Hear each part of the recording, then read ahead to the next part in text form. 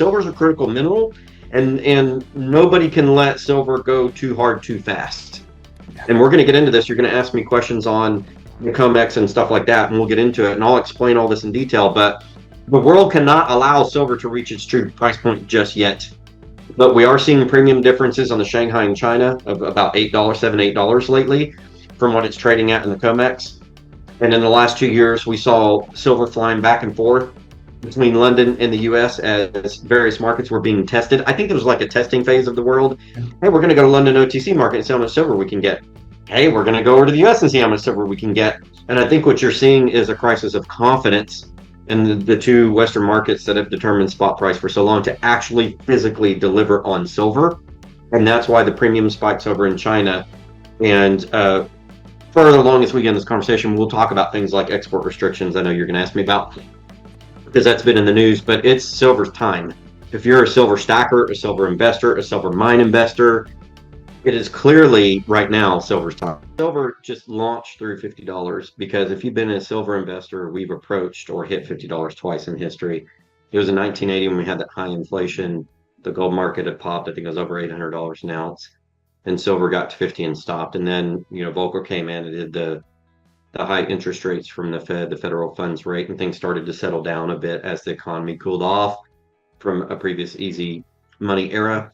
And then in 2011, on a candle, silver touched 50, although it didn't close that way on the day. It really was $49 and something. But then it stopped because that was at the height of the financial crisis, and then it started to mitigate over the last couple of years. So you saw, and that's at its nominal high, not its real high. Yeah. So silver, when it was touching 50 in 2011, that's not the same as silver touching 50 in 1980, because in 1980s dollars, it would have been probably a couple $100 an ounce. And so silver's never really reached what most people think is a true free market price based on supply and demand.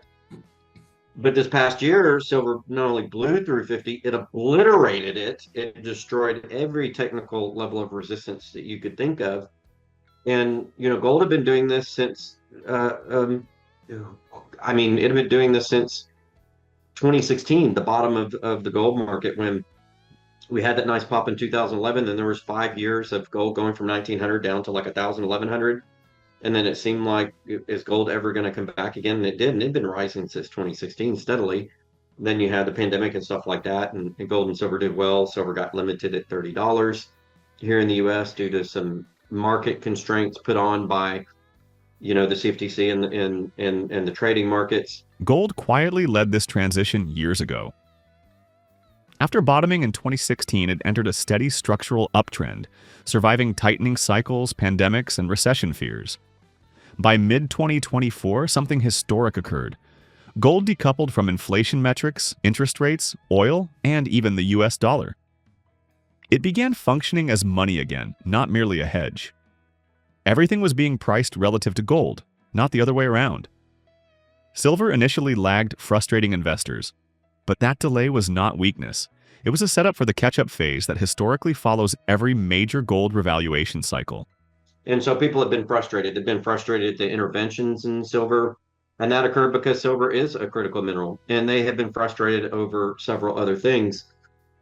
But seeing, in gold in 2024 separated from inflation. Since 2000 to 2024, gold had been following CPI, roughly, not exactly the same movements, but if you look at them on a chart, gold and CPI, they went up together.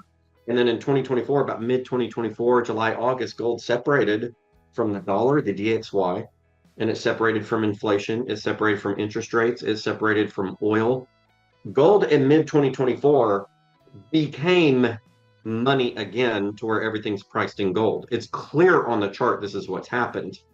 But silver did not right away. And people are saying, what about silver? Well, silver really popped this year. And I think that what we're going to see in the next few years is silver catching up to gold. And I just charted this on my channel last week. Silver's about a year behind gold, but it's on the exact same vertical path that gold was. And I think it could go farther than gold. And we're not done with gold yet, by the way. Gold's going to continue to go. So I think we're now in the era of where silver is going to free trade. Not exactly as it should be, supply and demand, because there are limiters around the world, because silver is a critical mineral, and nobody can let silver go too hard too fast. And we're going to get into this. You're going to ask me questions on the COMEX and stuff like that, and we'll get into it, and I'll explain all this in detail. But the world cannot allow silver to reach its true price point just yet. But we are seeing premium differences on the Shanghai and China of about $8, $7, $8 lately from what it's trading at in the COMEX. And in the last 2 years, we saw silver flying back and forth between London and the US as various markets were being tested. I think it was like a testing phase of the world. Hey, we're going to go to London OTC market and see how much silver we can get.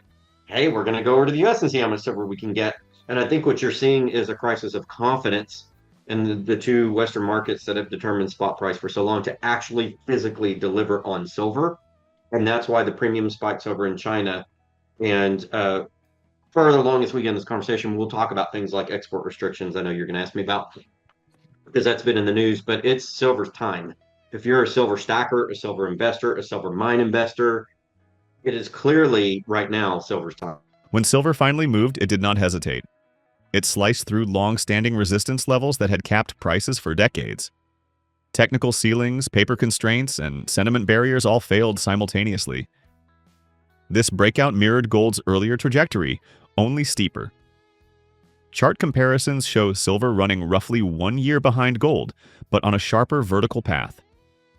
While gold continues higher, silver's dual role as both monetary metal and industrial necessity is amplifying its move. This is not a speculative spike. It is the market attempting to reprice a resource that has been structurally suppressed. What happened was China said it previously had been 42 export approved companies. Now there's 44, so I actually expanded that out. But what they did was they tightened the licensing requirements. Now, as far as I can tell, China has not put explicit export restrictions on the amount or bulk of silver that can leave the country, but they have tightened the regime on licensure and exports with the anticipation that very soon they're not going to allow silver to leave the country. And if you go back to gold, China for 30 years has basically not been letting gold leave the country. And I wrote an article with JM Bullion, which is a major U.S. retailer here, a couple of years ago. I was writing their blogs for about a year. And I wrote a blog on how I think China may have 25 to 35,000 tons of gold. We don't know how much gold they have, but they hadn't been letting it leave. And I had been doing things like looking at export and import, their domestic production, what went to Hong Kong for jewelry and what came back. And I was looking at like UN shipping law or cargo logs, what was available. And I think it's a minimum of 25,000 tons of gold. Well, now, because it's like as soon as the U.S. announced silver as a critical mineral, China said, "Oh, we got to do something because the U.S. is going after silver." And the Trump administration has pledged $4 billion towards silver right now, $1.5 billion on buying silver and $2.5 billion on rebuilding the U.S. supply chain. That could be refining, mining, minting, all of it. And in addition, essentially what I think the U.S. government is doing is positioning to grab that gold and silver trade. And so China had to come back and say, okay, we're going to have to start restricting. And in addition, the U.S. did an $8.5 billion deal with Australia on resources in general, which is going to include gold, silver, rare earths. Silver is no longer just a metal. It is a strategic asset. Governments now openly classify it as critical to national security, technology, and energy infrastructure.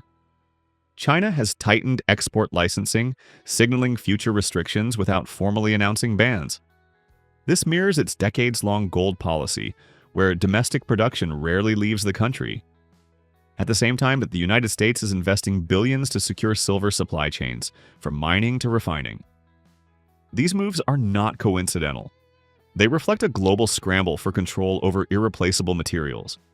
In modern geopolitics, commodities have become leverage, and silver sits near the center. So you're seeing this commodity war.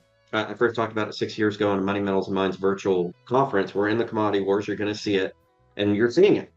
And then if you look at what happened in Venezuela, last night to when we're recording this video, the U.S. went in with their helicopters and Delta Force, and they captured Maduro and his wife, and they pulled him from the city. And the U.S. is now in Venezuela. I believe that is a couple of implications. One is the oil trade. Oil is critically important. Energy is critically important. Who controls oil controls the economy, not only your economy, but the world economy. But in addition, the Chinese special envoy to meet Maduro was in the night that the U.S. invaded. And I think that's the U.S. sending a geopolitical message to China, stay out. And so these resource wars are affecting everything, not only gold and silver, oil, energy, rare earths. We've seen it all. And while China and Russia and the BRICS use diplomacy mostly, the U.S. uses the military. You can see the different ways in which it's being done. But we're clearly in the resource wars. And with going back to silver, was silver being probably the most critical metal mineral in the world right now because of all of its uses and the 5 years of shortages we've all been talking about for mine output. It is clear that silver is now a battleground. And wrapping all this together, when you look at what's going on in the exchanges and the potential big boy standing for delivery in the COMEX and COMEX not being able to deliver, that's a rumor. And, supposedly COMEX has 115 to 120 free floating ounces of silver registered category. But do they really? Because if you can't deliver on these big contract demands and you're soft, you're paying cash and you're trying to source silver from elsewhere and satisfy those parties. Was China a part of that? Who was a part of that? In the background, let me sum. Resource wars. In the background, the exchanges are being used as a battleground. It's affecting differences in spot price. But in the foreground, you're getting big wars and things like that over these minerals. And silver is at the heart of it. Silver is at least as important as oil to the world economy. People think I'm nuts. Western price discovery mechanisms are under pressure. The COMEX and London markets operate on leverage, where paper claims vastly exceed physical inventory. Persistent premium gaps, especially in Shanghai, signal growing distrust in Western delivery capacity. Silver has been shuttled between continents as markets test each other's ability to supply real metal. Asia, particularly China, is emerging as the more credible pricing hub because it emphasizes physical settlement. This doesn't require a dramatic default event. Gradual loss of confidence is enough. As credibility shifts eastward, so does pricing power, and silver is exposing the fault lines first. I am not. Without silver, you cannot have a modern economy. Without oil, you cannot have a modern economy. Oil and silver, and that's why you see oil's at a bit lower price and gold and silver had popped because they're catching up to the world is waking up to the importance of gold and silver. Gold as the base.